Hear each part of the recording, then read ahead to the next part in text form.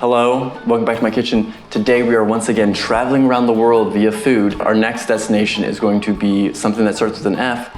Limited options, you pretty much have France, Finland, or Fiji. And I'm going with, spoiler alert from the shirt, and I'm guessing the title of the video, Fiji. And we're making Kokoda, which is the national dish of Fiji. And I didn't look up the differences, but it's essentially cerviche. I'm assuming there are nuance differences because cerviche is a South American dish, I believe, whereas Fiji is obviously an island that is off the kind of northern end of New Zealand. I'm not sure how far away, but it's north of there. So I don't know if there's influence or it's just one of those things that kind of was co-developed in two different locations.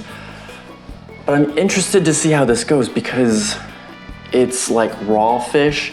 You're curing the fish with the citrus, like a citrus juice, and that not necessarily cooks it, but I guess it cures it is the word that I'm going for there. And I don't think I've ever had that before. I'm pretty sure I haven't. I know I've heard of it, but I've never tried it myself. So I'm very curious to see how this goes. Hopefully it's delicious. I'm assuming it's delicious because it's the national dish. Has to be good. And I'm going with mahi-mahi, which is native to Fiji, along with, I think there's 1,500 other species of fish there. So you have probably a lot of options, but anything that's a semi-firm, lean white fish will do in this recipe. But mahi-mahi was at the store, and then I knew that was kind of native to Fiji, so I was like, we're going with that. And this is also a 2-day process, at least for me today. You could theoretically start in the morning and then be done for dinner at night. But because of the curing process, you have to let it sit for at least 8 hours. So this is gonna be I'm gonna be making half of it today and then the other half tomorrow and then eating it tomorrow. So just kind of be mindful when you're making this recipe that it takes a bit. Not a lot of work based on the recipe that I've looked at, but it just has that long step in it that just makes it take a while. So why don't we run through the ingredients and then we'll get into cooking. 2 pieces of mahi-mahi, half a cup of lemon juice, 1 large tomato, or if you couldn't find a large tomato, 2 medium-sized tomatoes, 1 green chili, I'm going with serrano, half an onion, 1/4 cup of coconut cream, salt and pepper, and lettuce. So like I said in the intro, it's a 2-day process. So the first step is going to be a prep step where we're going to dice up the fish into bite-sized pieces and then also juice the lemons to get that half cup of juice.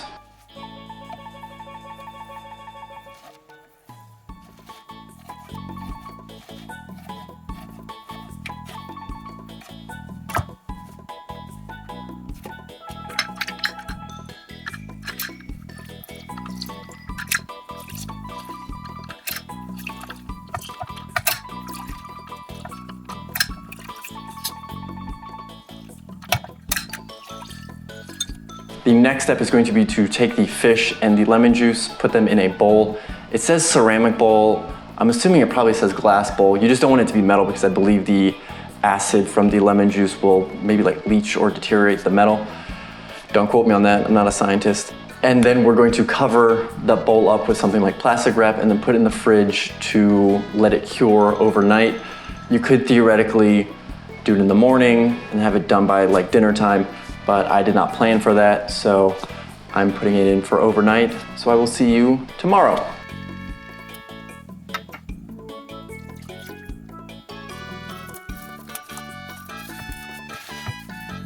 Hello, welcome to day 2. And I did a little Googling to know what the distinction between cerviche and Kokoda is, and it's the use of coconut milk. So that's the big difference that people in Fiji use to make their national dish versus kind of a more global dish of cerviche. The first step that we're going to do today is to prep some of the ingredients, and that is going to be to dice the green chili, dice the onion, or half an onion, and then also dice the tomatoes, which granted it's supposed to be a large tomato, but I bought tomato on the vine, so I'm just using 2 smaller ones to equal a large tomato.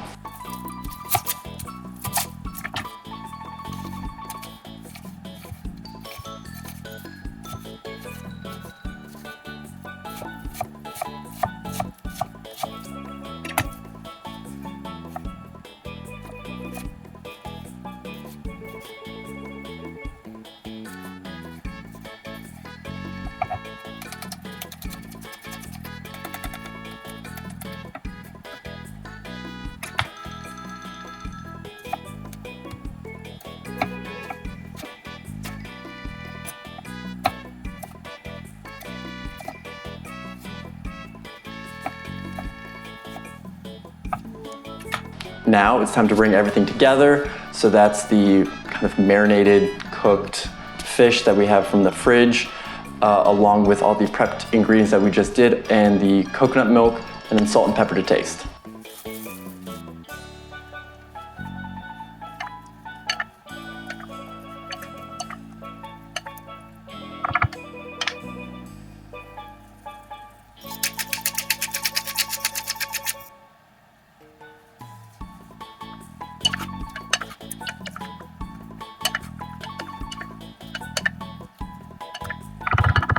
And now it's time to plate it all up. So we're just gonna put the Kokoda into a piece of lettuce, and I'm serving up kind of like a taco, and then we'll see how it tastes.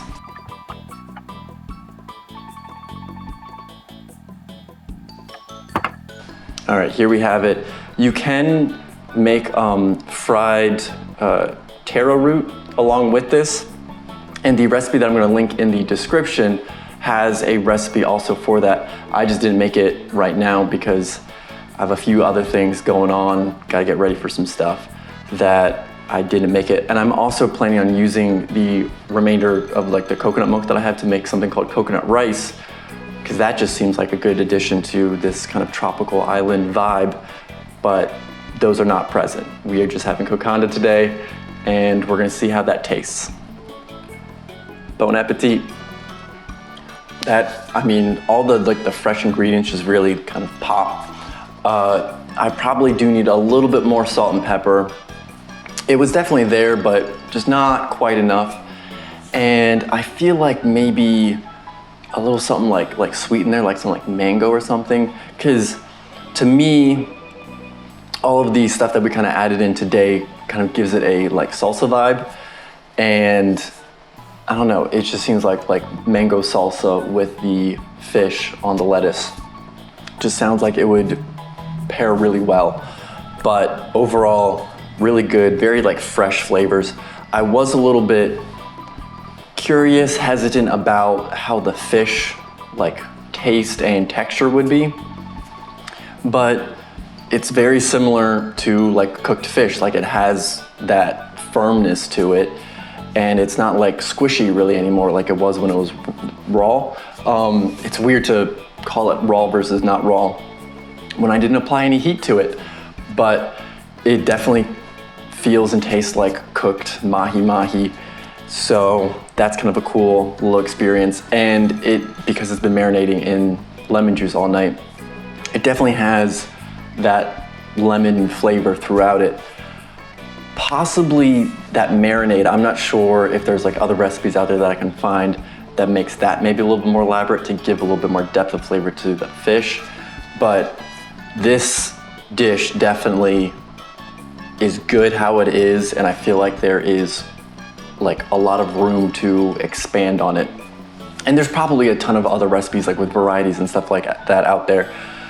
I should have tried to see if there is a like national recipe for this to see like what they would put in it, because I have seen that for a few other recipes out there where like essentially the Board of Tourism for the country puts out the recipe that's kind of like the official one. So I didn't dive that deep. Maybe I'll give it a little look while I'm editing the video. But overall, tasty, and I feel like it's just gonna go really well with like rice and all that stuff on the side. So I'm excited to try those as well and have it again with that to kind of make it a more full-bodied meal.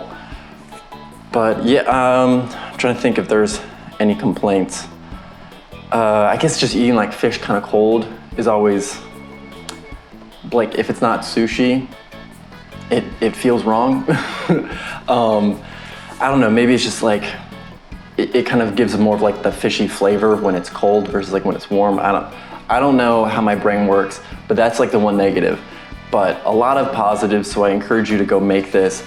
Super simple, just takes a bit of time because of the kind of refrigerator